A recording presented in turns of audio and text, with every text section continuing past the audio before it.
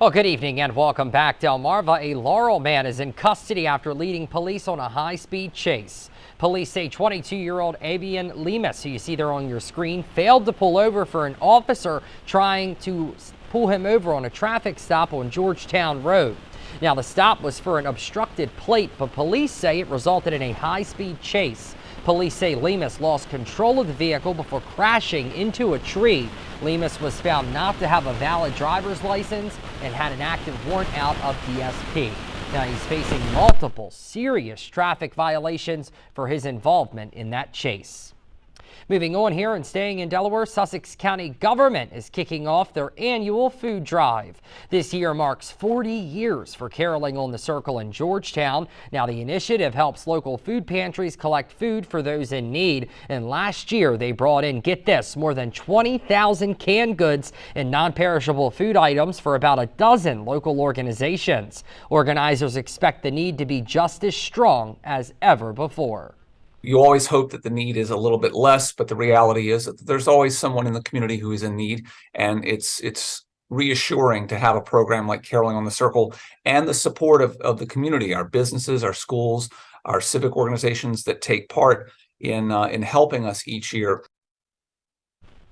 Absolutely, and the event is set for Thursday, December 7th. For more information, just head on over to SussexCountyDE.gov. And at this time, we're going to throw things over to our own Chief Meteorologist, Rich Werdzik, for a look at that weekend forecast. Rich? All right, let's get to it here. I want to start with this time lapse out of Rehoboth Beach, or Morse Roofing and Siding Skycam. How about this for a day? This kind of steals the show, I think, for anything I'm going to show graphically going forward, with the exception a few loyal viewers sending us in some beautiful photos. But look at that blue sky and the blue water there. Not a cloud to be found. A beautiful sunset on a chilly evening that wasn't as bad as the past couple of evenings to be out there on the boardwalk. Still nice to be out there and take a look at what's going on as far as the water's concerned. You see there right at the end of the time lapse, the moonrise right there. You can see that reflection off the water. This comes from Brian Summers. He was in Rehoboth Beach. Here's his viewpoint of that sunset. Beautiful evening across the area, and to go along with that, we're going to have warming temperatures to make it even nicer to be outside to enjoy some of this here. How about 68 tomorrow for a high? Sunday should be a very similar day too, noting that many of us will not be out of the 40s by tomorrow night. So the warming trend taking over both during the day and at night. Some beautiful weather here going into the weekend, and just in time too, because I was talking with meteorologist Eric Alf today. We are looking at peak conditions with colors across the area for the foliage this weekend, and then moving into past peak sometime later next week. So these are the days to go out and take a look at some of those colors there across Delmarva, the beautiful weather that we'll have. And you can see the beautiful colors here in Bridgeville. This comes from Don and Donna Hogan sending in that photo there. Meteorologist Eric Alf was out at the Old Furnace wildlife area taking a look at some of the color out there earlier today.